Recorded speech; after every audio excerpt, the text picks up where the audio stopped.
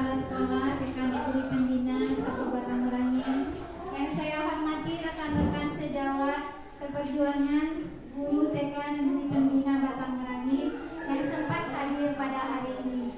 Tidak lupa kita panjatkan puji syukur kita kepada Allah Subhanahu wa Ta'ala serta junjungan kita Nabi Muhammad SAW. Sebelumnya saya ucapkan ribuan terima kasih atas kehadiran semua guru TK Negeri Pembina pada hari ini yang sudah menyempatkan waktunya untuk berbagi ilmu, yaitu tentang diseminasi modul 1.4 tentang budaya positif. Sebelum kita mulai, kita renungkan sejenak dulu. Kalau kita dengarkan kata positif atau budaya positif, apa kira-kira yang ada di pemikiran ibu guru semuanya? Mungkin ada yang mau menjawab?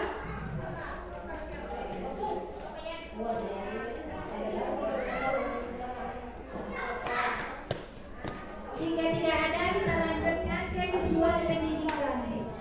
Menurut KHD, tujuan pendidikan adalah menuntut segala kodrat yang ada pada anak-anak agar mereka dapat mencapai keselamatan dan kebahagiaan yang setinggi-tingginya, baik sebagai manusia maupun sebagai anggota masyarakat. Oleh sebab itu, kita sebagai seorang pendidik hanya dapat menuntun tumbuh atau hidupnya kekuatan kodrat yang ada pada anak-anak agar dapat memperbaiki lakunya, bukan dasarnya. Hidup dan tumbuhnya kekuatan kodrat anak. Maksudnya di sini adalah kita sebagai guru bukan hanya sekedar mentransfer ilmu, tapi kita menuntun anak-anak itu dari perilaku yang tidak baik menjadi perilaku yang lebih baik. Kemudian budaya positif. Budaya positif di sekolah yaitu nilai dan kebiasaan di sekolah yang berpihak pada murid agar mereka dapat berkembang menjadi pribadi yang kritis, penuh hormat dan bertanggung jawab sesuai dengan profil pelajar Pancasila. Coba kita perhatikan ada kata profil pelajar Pancasila. Di sini di era sekarang kurikulum kita harus menerapkan kurikulum merdeka yang dapat mencetak dan mewujudkan profil pelajar Pancasila, di mana profil pelajar Pancasila itu ada 6. Mungkin ibu guru sudah tahu karena sudah sering ikut di diklat atau seminar mengenai kurikulum merdeka. Ada 6. Yang pertama, beriman, bertakwa kepada Tuhan Yang Maha Esa dan berakhlak mulia. Pelajar yang berakhlak mulia dalam hubungannya dengan Tuhan. Kemudian berkebinekaan global. Pelajar yang mempertahankan budaya luhur, lokalitas, budayanya, dan identitasnya, dan tetap berpikiran terbuka dan terhadap budaya lain, tanpa meninggalkan budayanya sendiri. Kemudian yang ketiga dari profil pelajar Pancasila adalah mandiri. Pelajar yang bertanggung jawab atas proses dan hasil belajarnya sendiri. Kemudian juga bernalar kritis. Pelajar yang bernalar kritis mampu secara objektif memproses informasi baik kualitatif maupun kuantitatif.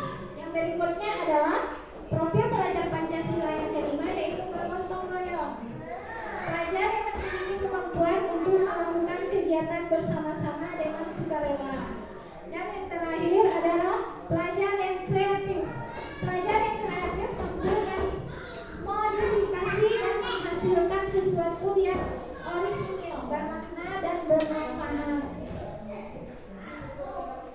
Konsep utama budaya positif, yaitu yang pertama yang harus kita pelajari adalah perubahan paradigma belajar. Disiplin positif, motivasi perilaku manusia, kebutuhan dasar manusia, posisi kontrol guru, keyakinan kelas, dan yang terakhir ada segitiga restitusi. Kita coba jabarkan satu-satu. Yang pertama yaitu paradigma belajar, perubahan paradigma belajar. Dalam membangun budaya positif di sekolah, dapat menyediakan lingkungan yang positif, aman dan nyaman agar murid mampu berpikir, bertindak bertindak dan menciptakan dengan mandiri dan bertanggung jawab. Disiplin sangat berkaitan dengan kontrol guru terhadap murid. Coba ibu guru pikirkan, biasa kan anak-anak itu ribut. Kalau kita budayakan disiplin, pasti akan jauh lebih baik.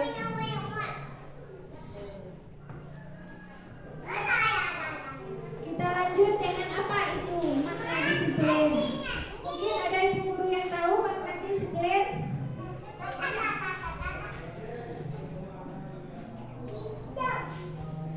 Disiplin berasal dari bahasa Latin disciplina yang artinya belajar. Makna asal dari kata ini berkonotasi dengan disiplin diri dari murid-murid Socrates dan Plato. Disiplin diri membuat orang menggali potensinya menuju sebuah tujuan apa yang dia rasain.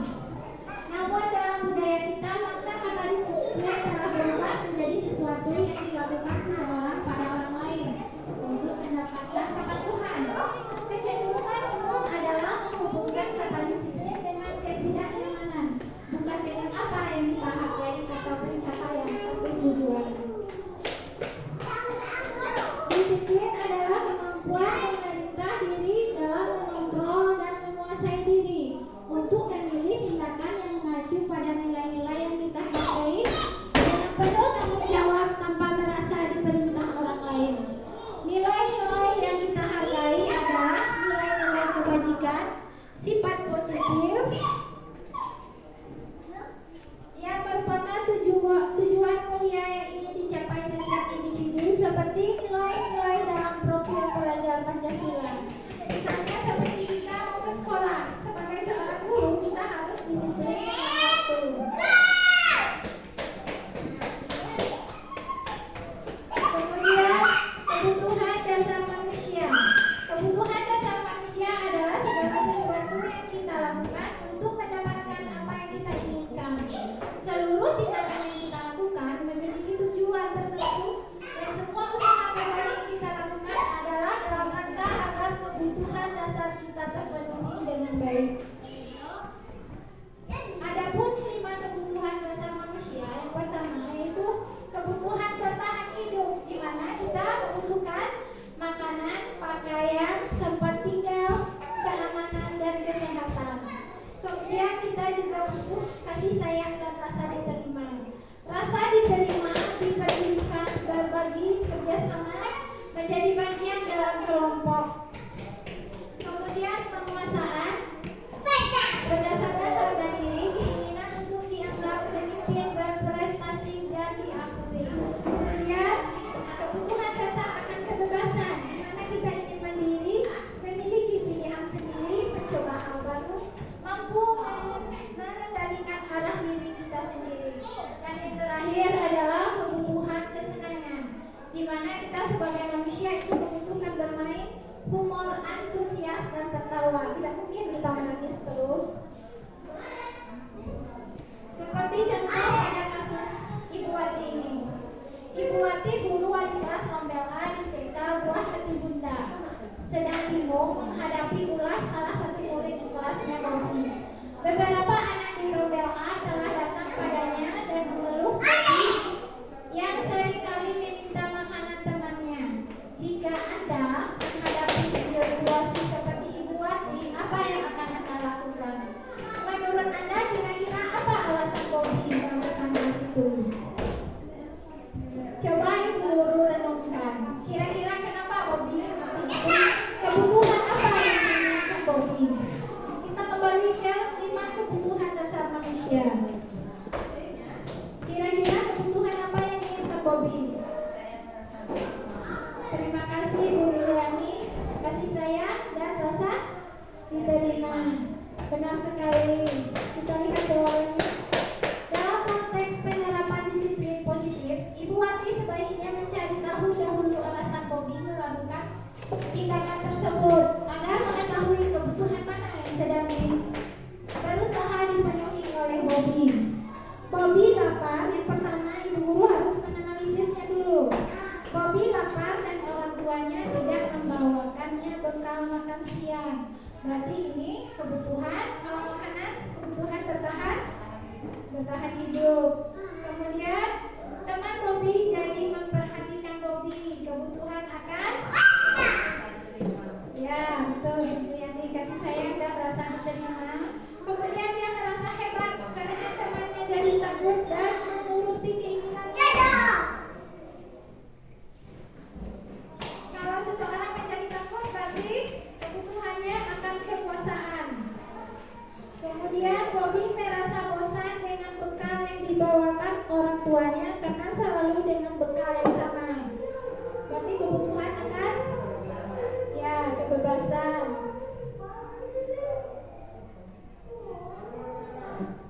Kemudian Bobby hanya iseng dan dia sangat menikmati ekspresi wajah temannya yang kesal. Berarti kebutuhan akan kesenangan. Dia merasa senang karena temannya kesal. Itu ada hal yang biasa bagi kita. Kemudian motivasi perilaku manusia. Ada 3. Yang pertama, untuk menghindari ketidaknyamanan atau hukuman. Apa yang akan terjadi apabila saya tidak melakukannya? Sama dengan hari ini. Seandainya tidak ada guru yang datang, apa yang terjadi? Kemudian itu adalah motivasi dari luar, motivasi eksternal. Yang kedua, untuk dapatkan imbalan dari orang lain atau instansi. Apa yang akan saya dapatkan apabila saya melakukannya? Itu juga motivasi dari luar. Kemudian yang ketiga, untuk mendapatkan orang yang mereka inginkan dan menghargai diri sendiri dengan nilai yang mereka percaya. Saya akan menjadi orang seperti apa bila saya melakukannya?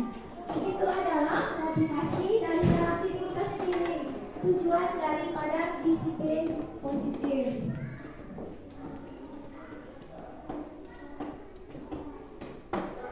Kemudian kita lanjut ke pokok bahasan berikutnya, yaitu mengenai hukuman.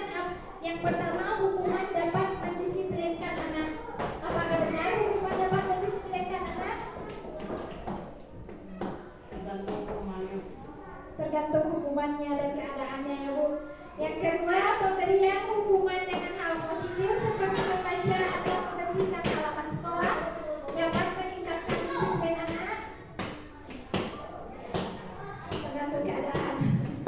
Kemudian yang ketiga, memberi penghargaan dapat meningkatkan motivasi belajar anak. Apakah benar? Kita perhatikan di sini ada yang warna hijau dan putih. Yang warna hijau di sana tertera bacaan hukuman, kemudian yang sebelah yang warna putih konsekuensi. Hukuman bersifat tidak terencana atau tiba-tiba. Murid tidak tahu apa yang akan terjadi dan tidak dilibatkan. Kemudian bersifat satu arah dari dirinya sendiri. Misalnya murid membuang sampah sembarangan, kita hukum suruh pilih sampah sebanyak mungkin. Kemudian hukuman tanpa melalui suatu kesepakatan atau pengarahan dari pihak guru, baik sebelum atau sesudahnya. Berarti hukuman ini sesuka gurunya saja. Kemudian hukuman berupa fisik maupun psikis. Murid disakiti oleh sesuatu perbuatan atau kata-kata seperti kata-kata kasar, kamu bodoh, kamu nakal. Itu juga bisa menjadi kata-kata yang dapat menjadi hukuman. Kemudian untuk pengertian konsekuensi itu sudah terencana atau disepakati. Misalnya murid kita buang sampah, kita sudah sepakat pakai denda atau membersihkan lokal. Itu bisa dikategorikan ke konsekuensi. Kemudian murid tetap dibuat tidak nyaman. Sikap guru selalu memonitor murid. Kasus yang kedua, Ina kurang menguasai pelajaran berhitung, sehingga pada saat pelajaran tersebut berlangsung, dia lebih banyak berdiam diri atau menggambar di buku pelajarannya. Pada saat guru Ibu Wahyu menanyakan pertanyaan ini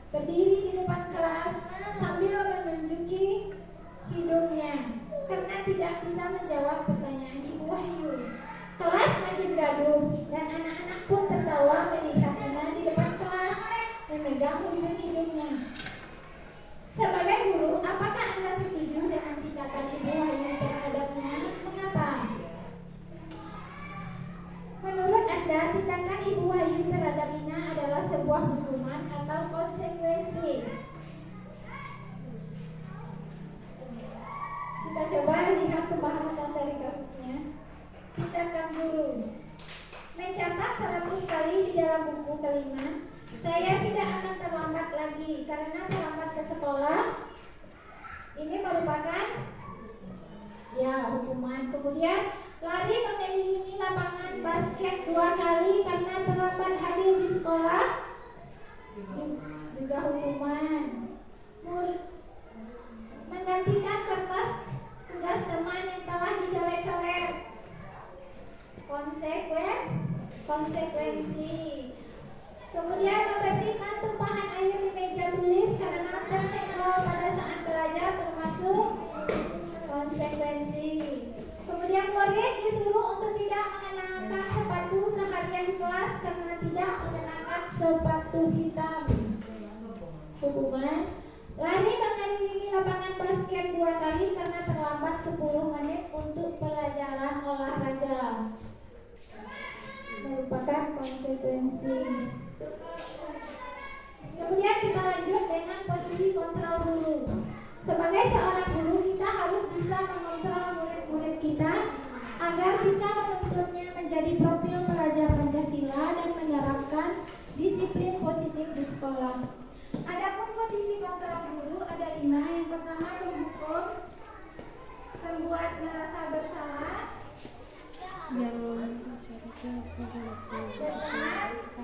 sebagai pemantau, manajer.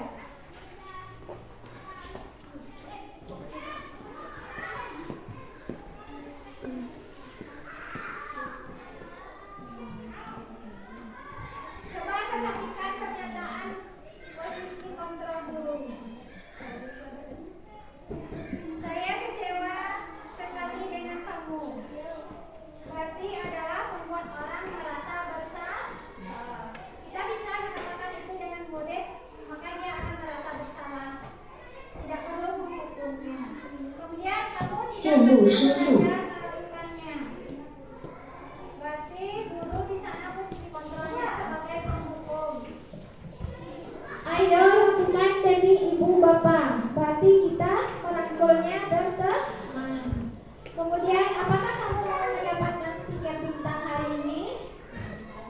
Pemantau, betul sekali Bu. Itu pemantau. Kita memantau dan memberikan hadiah berupa stiker bintang. Kemudian bagaimana kamu bisa menyelesaikan masalah ini? Berarti kita posisinya sebagai manajer. Kamu selalu yang paling terakhir.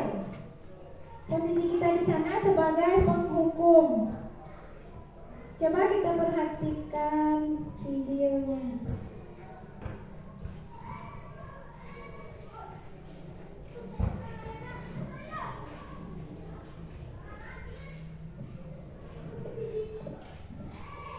Agar lebih memahami, kita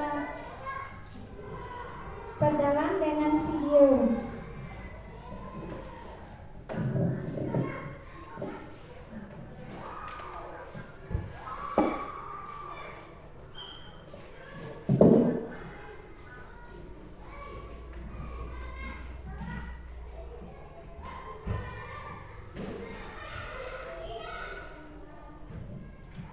Kita lihat video pemahaman 5 posisi kontrol guru.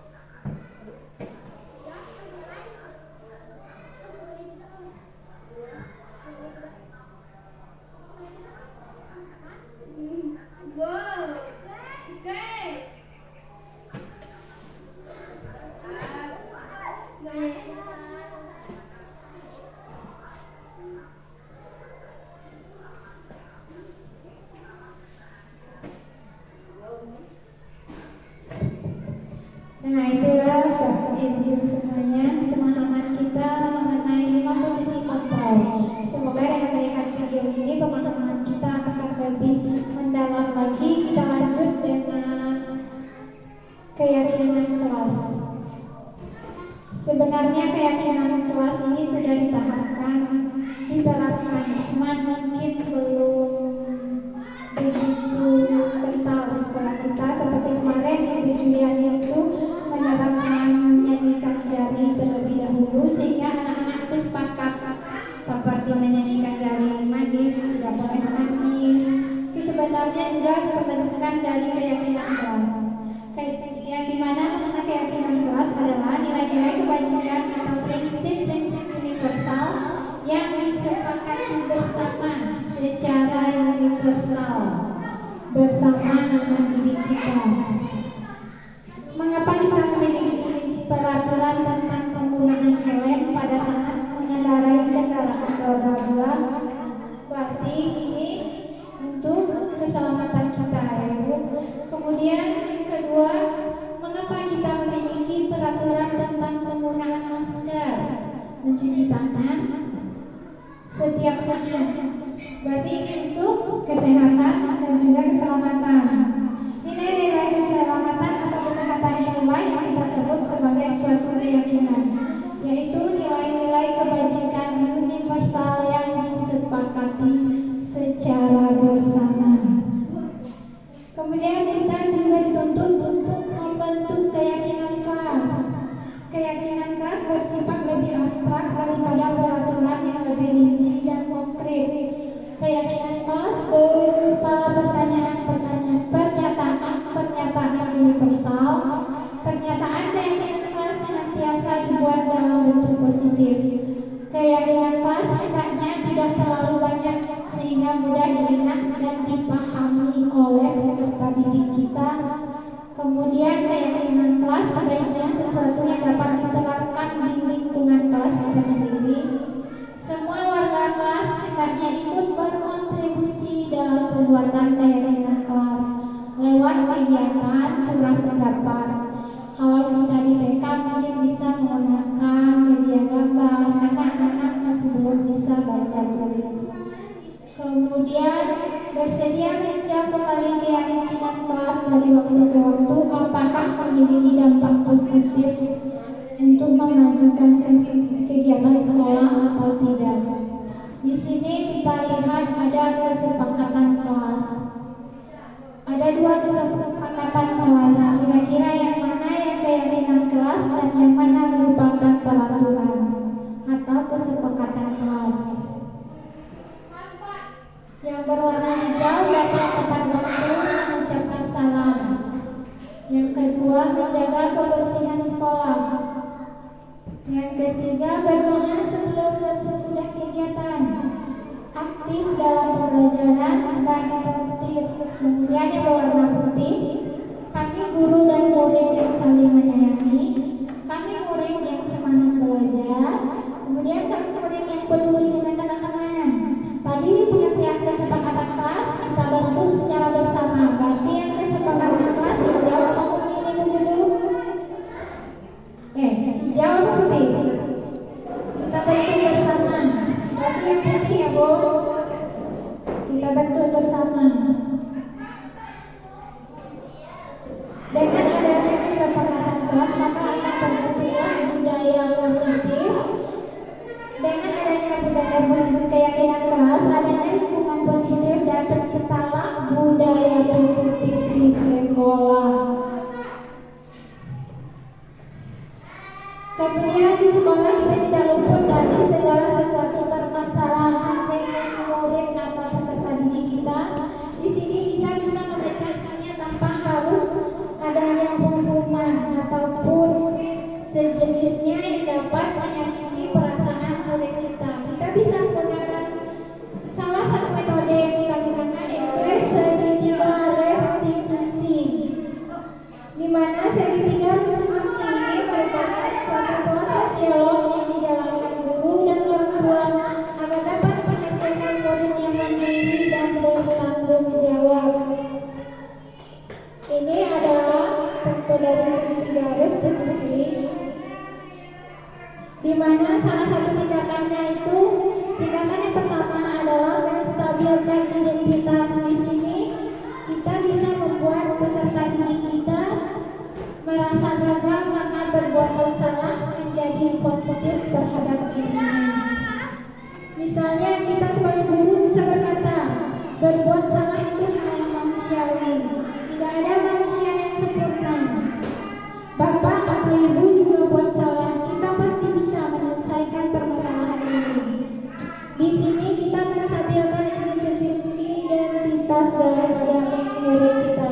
Kemudian tahap yang kedua yaitu validasi kebutuhan, di mana kita di sini bisa membantu murid mengenali dasar dari apa yang ingin dipenuhinya ketika melakukan suatu kesalahan, seperti kasus Ina tadi atau kasus Bobby tadi yang ingin memenuhi 5 kebutuhan dari dasar hidup. Kita sebagai guru bisa berkata, kamu bisa saja kan melakukan hal yang lebih buruk, tapi kamu tidak melakukannya. Kemudian kita juga bisa menggunakan kalimat, kamu pasti punya alasan kenapa melakukannya, sehingga anak bisa mengintrospeksi dirinya sendiri. Kira-kira apa ya, kenapa ya saya melakukan ini? Jadi kita tidak memaksa anak. Misalnya anak menangis, kenapa ya? Tanyakan, kenapa kamu menangis?